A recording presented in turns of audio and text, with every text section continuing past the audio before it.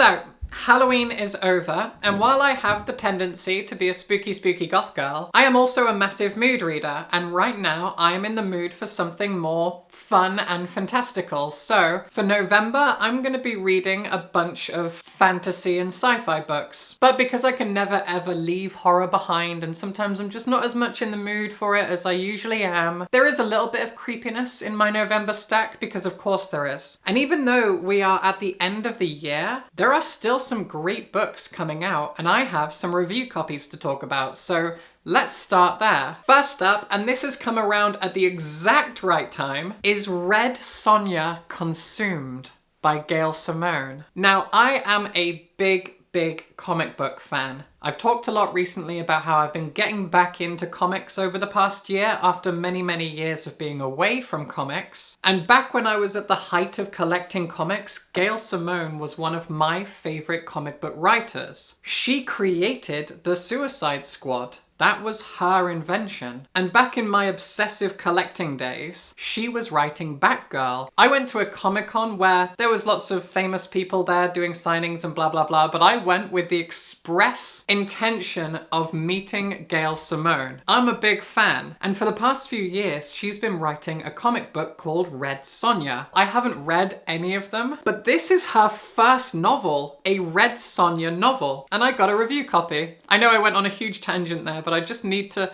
make sure it's very clear I'm a big fan.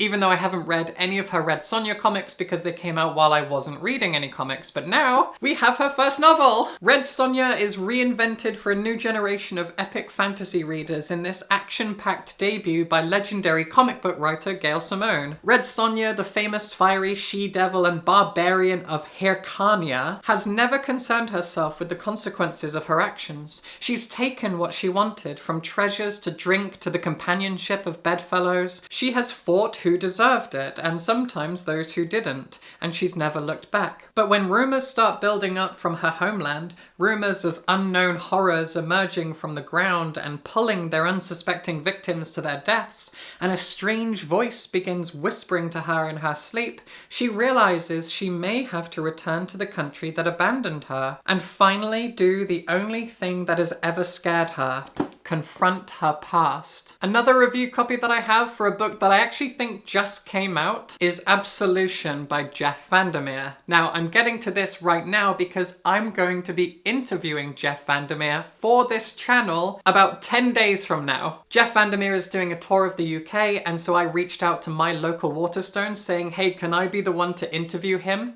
And they were like, no, we already got someone to interview him. But his publisher said, hey, he's around for a day. You're a YouTuber. Why not interview him for your channel? I'm even doing the interview at the Waterstones. So I've got a review copy. I'm going to be interviewing him soon. Hooray for me! In case you don't know, by the way, Absolution is Jeff Vandermeer returning to the Southern Reach. Forever, the Southern Reach was a trilogy, and I actually have to stop myself from saying the Southern Reach trilogy because now we have a fourth book, and as far as I know, this is a prequel. Interesting. A Japanese novel that's coming out this month is First Love. This is written by Ryo Shimamoto and translated into English by Louise Hill Kawai, who is an incredible translator of Japanese into English. I have never read Shimamoto before, and obviously when this arrived in the post from Honford Star, I thought, ooh, a romance. No.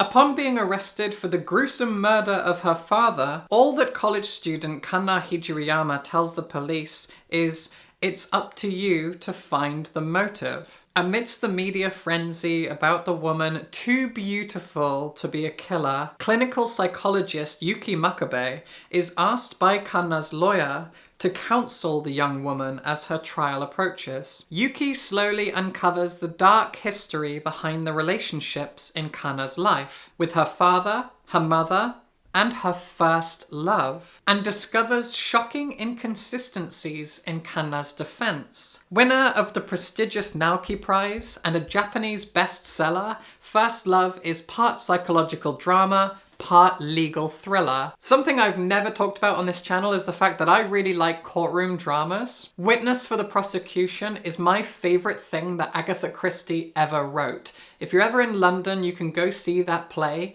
She wrote it originally as a short story and then adapted it for a play, which still goes on every single day in London. And it is the best theatre experience I've had outside of The Woman in Black. I loved that play. I love courtroom dramas, and I am so excited to read this. I haven't read a Japanese novel in a little while, which is kind of crazy, so I'm very grateful to Honford Star for sending me First Love. And the last review copy I have for November is this, Season of the Swamp by Yuri Herrera. Herrera is a Mexican author who lives in New Orleans, and this was translated from the Spanish by Lisa Dillman, who I don't recognize. I don't know if I've ever read anything she's translated before. And this little novel, published in the UK by And Other Stories, is, according to the back, a love letter to New Orleans, a city I have never been to but would really, really love to visit one day. In 1853, a man named Benito Juarez disembarks at the fetid port of New Orleans.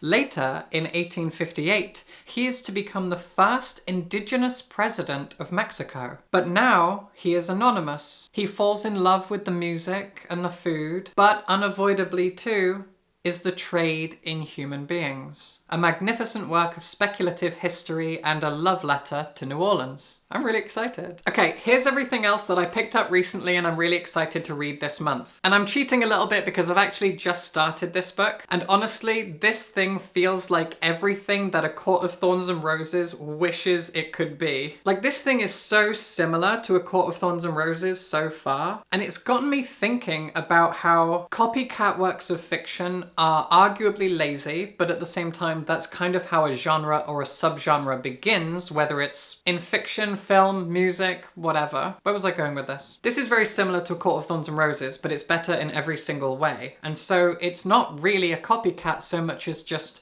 refining something, seeing the potential in something and going, I could make that actually good. And it feels like, so far at least, that's what Sara El-Arifi has done with Fae Bound. This is a very, very fun romantasy novel, and the reason it's working for me so far is that it is actually fantasy. Not just a very cringe and terrible book set in a very weak and flimsy fantasy world that feels like you could poke a hole through it like a piece of paper. Like it's flimsy. Like it has no substance and depth to it. This has substance and depth. This feels like a real world. And it's a very exciting one. This is a competently written book with characters that I really admire and enjoy following. And so far, I'm starting to think, wow, I don't hate all romantasy. I hate bad books. And so far, this is a good book. A book that I am so excited that I have a copy of is Edith Holler by Edward Carey. I love this man. I recently did a list of my top 5 favourite novels ever, and his book Little was on that list. Little is a wonderful work of pseudo-gothic historical fiction, and it sounds like Edith Holler is really similar. I picked this up at Topping & Co. in Edinburgh a few weeks ago, and I'm finally planning to read it in November. Norwich, 1901.